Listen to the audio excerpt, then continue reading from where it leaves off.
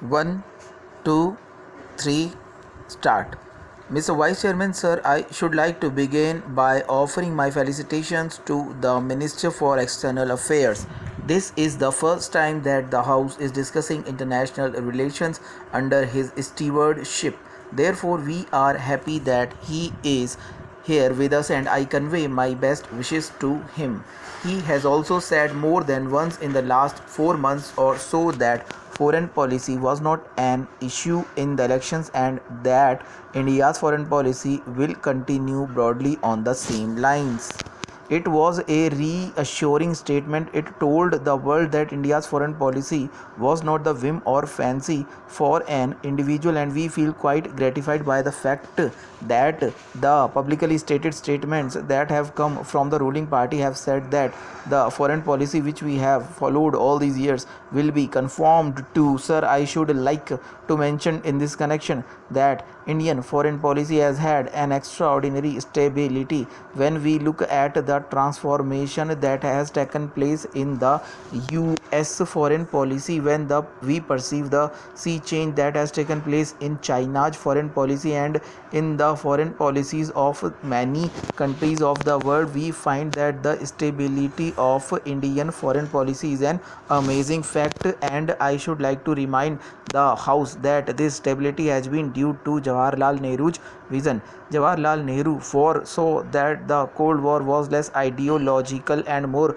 geopolitical and strategic for influence and control in the world, and that it would not last long. Jawaharlal Nehru pointed out a new path to the newly emerging and developing countries of the world, that they should strengthen their freedom and independence by staying out of the conflicts of Europe. Along with the other leaders of the developing countries, he invited them to come together for cooperation, and we have seen how this cooperation has flowered. Jawaharlal Nehru also preached the temper of peace, and India has been associated with a quest for peace everywhere, but Jawaharlal Nehru was also quite convinced that in order to bring about peaceful conditions, it was necessary to resist imperialism and neo-colonialism in every form and in every shape and in every part of the world. Jawaharlal Nehru was also an architect of our extensive economic relationship with the socialist world. He also strove to develop good relations with all countries, with all big countries of the world too. Above all, independence of approach and quest for self-reliance were the hallmarks of Jawaharlal Nehru's and India's foreign policy. To my mind, there are the elements of India's foreign policy of non-alignment. This is what I would call the sum total and the stuff and substance of which non-alignment is made.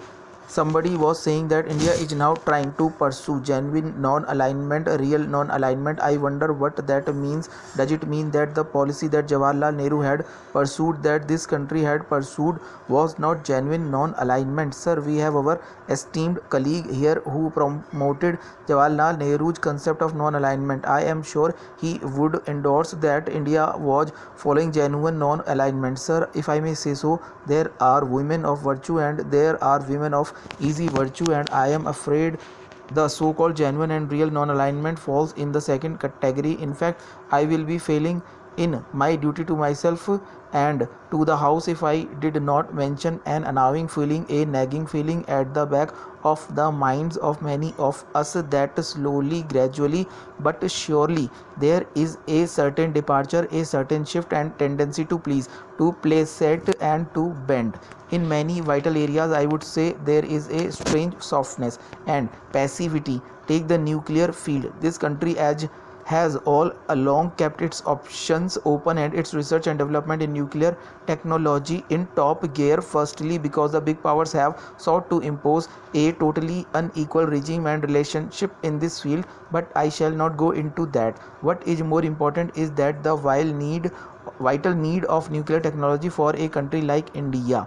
I am reminded of what Jawaharlal Nehru said: a country like India, which is short of energy, short of power, cannot afford to remain behind in the field of a technology which might be the technology of the future, the nuclear technology. But now assurance seemed to have been given that India would not undertake to explode the atom even for peaceful purposes, and certainly not without discussion with certain powers. This I cannot understand, and it has been said that nuclear explosions for peaceful purposes may no longer be necessary. I was going through very carefully a document, a speech by Dr. Ramanna, who is at least one of the founding fathers of this nuclear explosion that took place, wherein he has mentioned a large number of very important usage of nuclear energy and for carefully monitoring these calculated nuclear explosions. The present appeal is by the plaintiff who filed a suit for partition, being suit number 5A of 1999 before the second civil judge, Madhya Pradesh, dated 28 December 1998, in which the first four defendants happened to be his father, that is defendant number 3, and his father's three brothers, that is defendant number 1, 2 and 4. He claimed a 1/8 share in the suit property on the footing that the suit property was ancestral property. Sir, at the outset, I wish to thank all the honorable members who took part in this debate. I have been attentively hearing the arguments on this both in the Lok Sabha and in the Rajya Sabha. The main thrust given by the honorable members is that there will not be any dispute. So, sir, what is the main thrust? The main thrust is that the farmers should get a remunerative price. The consumers, especially those in the PDS system, should get sugar at a reasonable price, and sugar mills have to run the sugar mills. The government is taking a balancing act. We are protecting the farmers and we are also protecting the consumers. We also see that the sugar mills are protected. I am not going into the details, but there are 2-3 points which have been raised here. One is regarding state advised price stop.